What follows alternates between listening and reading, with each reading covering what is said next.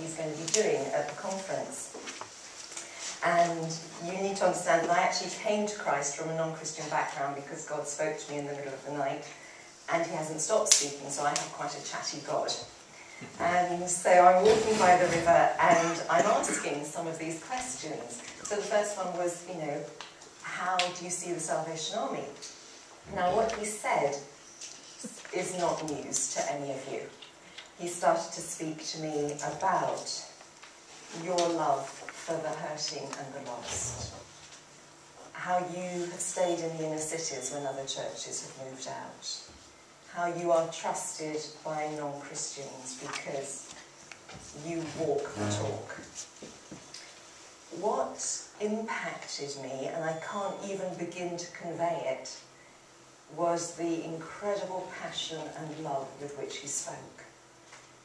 I walked along that riverbank and tears were pouring down my face because I knew that you carry something of his heart, and that impacted me. He then brought to mind something that had happened a few months ago.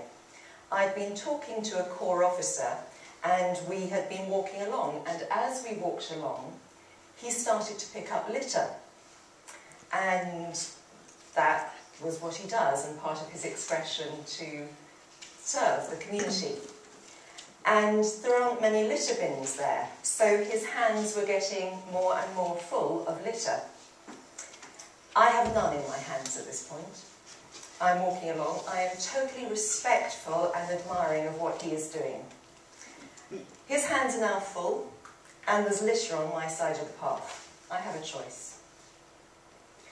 I choose to pick it up because I know and believe that that's the right thing to do. But there's a little bit of me that does not want to get my hands dirty. And what Jesus said was, Beverly, the Salvation Army is like that corps officer. They don't hesitate to get their hands dirty and pick up what other people regard as the litter of society.